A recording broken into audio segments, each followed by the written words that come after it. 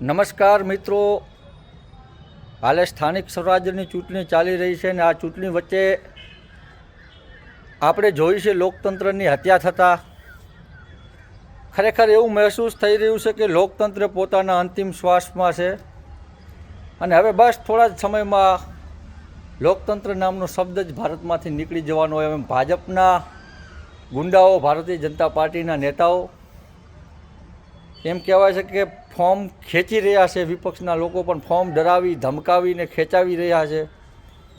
5-5 હથ્થું શાસન હોવા છતાં પણ કોઈ વિપક્ષનો એક નેતા જીતે અને અવાજ ઉપાડે એવો એક માણસ કોઈ તાલુકા પંચાયતમાં જિલ્લા પંચાયતમાં જાય એ પણ સહન નથી કરી શકતી એવી આ પાર્ટી.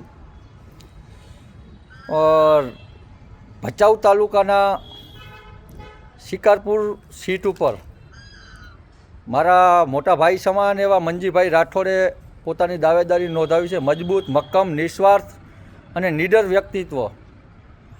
ખરેખર એ તાલુકામાં રહીને ભાજપ વિરુદ્ધ લડવું, જનતાનો અવાજ ઉપાડવો એટલે કોઈ ખતરોથી ખાલી નથી. એવી પરિસ્થિતિમાં જ્યારે અનેકો સીટો બિનહરીફ ડરાવી ધમકાવીને કરાવી રહ્યા છે ભચાઉની અંદરમાં, ત્યારે આવા મારા ભાઈ સમાન મંજીભાઈ રાઠોડ શિકારપુર સીટ ઉપર લડી રહ્યા છે, ઝઝૂમી રહ્યા છે, સંઘર્ષ કરી રહ્યા છે.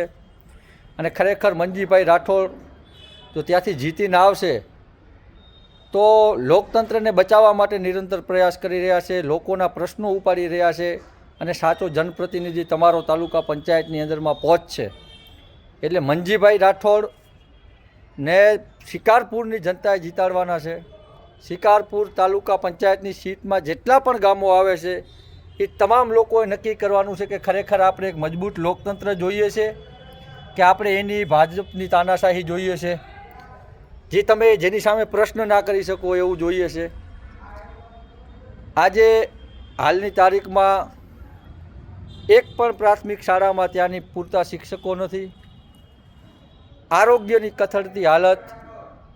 થોડા સમય પહેલાં જ આપણે જોઈ રહ્યા છીએ ખેડૂતો સતત સંઘર્ષ કરી રહ્યા છે સરકાર સામે, અને એવા સંજોગોમાં એક શિકારપુર સીટમાં આવા મજબૂત અને જુજારુ ઉમેદવાર જ્યારે આપને મળ્યા છે ત્યારે આને જીતાડવાની જવાબદારી આપણા બધા લોકોની હોય. જો મંજીભાઈ હારશે તો મંજીભાઈ હાર્યા એવું બિલકુલ નથી, પણ લોકતંત્ર હાર્યું એવું છે. એટલે મંજીભાઈને શિકારપુર સીટ ઉપરથી જીતાડવા આવશ્યક છે. આપ તમામ લોકો જીતાડશો અને લોકતંત્રને બચાવવામાં આપ તમામ લોકો મદદરૂપ થશો. જો મંજીભાઈ રાઠોડ જીતીને આવશે તો હું વિશ્વાસ અપાવું છું કે ખરેખર જનતાના કામો થશે. તમારો અવાજ સરકાર સુધી પહોંચાડશે. લડાયક યોદ્ધા છે, લડશે, ઝઝૂમે છે. એ કોઈ દિવસ વેચાશે નહીં, એ કોઈ દિવસ લાલચમાં નહીં આવે. આવા એક વ્યક્તિત્વ જ્યારે શિકારપુર તાલુકા પંચાયતને મળ્યા છે ત્યારે ખરેખર તો ગર્વની વાત કહેવાય કે આવા જુજારુને મક્કમ લીડર મળ્યા છે. તો આ લીડરને જીતાડવાની જવાબદારી તમામ શિકારપુર તાલુકા પંચાયત સીટ ઉપર આવતા તમામ ગામોના મતદારોને હું અહીંયાથી નમ્ર અપીલ કરું છું કે લોકતંત્રને બચાવવા તમે મંજીભાઈની સાથે રહેજો. તમારો અવાજ સરકાર સુધી પહોંચાડવા તમારી લડાઈ લડવાવાળો માણસ એક તમારી સીટ ઉપરથી ઊભો રહે છે ત્યારે આને જીતાડવાની જવાબદારી શિકારપુર તાલુકા પંચાયત સીટમાં આવતા તમામ ધર્મ જ્ઞાતિના મતદારોની છે. લોકતંત્રને બચાવવાની આ લડાઈ ચાલી રહી છે, એમાં તમે મંજીભાઈનો ખભો મજબૂત કરજો. ભારતીય જનતા પાર્ટીના લોકો સામ દામ દંડ ભેદ બધું અપનાવી જે મંજીભાઈને મદદ કરે છે અને જે એમને બોલાવે છે એમને પણ હેરાન પરેશાન કરી રહ્યા છે. અત્યારે એવા મને સમાચાર મળ્યા છે, પણ આ સિલસિલો હવે બંધ થવાનો છે.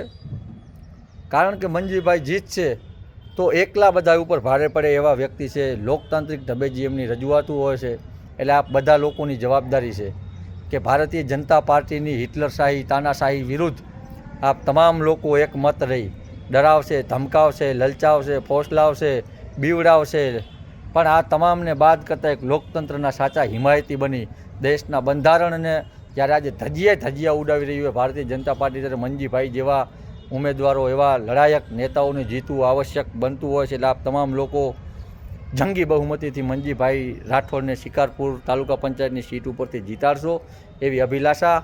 હું પણ ટૂંક સમયમાં મંજીભાઈને મદદ કરવા માટે શિકારપુર ખાતે આવી રહ્યો છું. જેનામાં જેટલી તાકાત હોય તાકાત લગાડી લેજો. ડરાવવા ધમકાવવાની અમારો એક મજબૂત યોદ્ધા અડીખમ છે અને શિકારપુર તાલુકા પંચાયતની ગામોમાં આવતા તમામ મતદારોને જીતાડવા માટે મન બનાવીને બેઠા છે. એટલે આપ તમામને ફરીથી હું રિક્વેસ્ટ કરું છું કે જંગી બહુમતીથી મંજીભાઈ રાઠોડને આપ વિજય અપાવશો. ધન્યવાદ.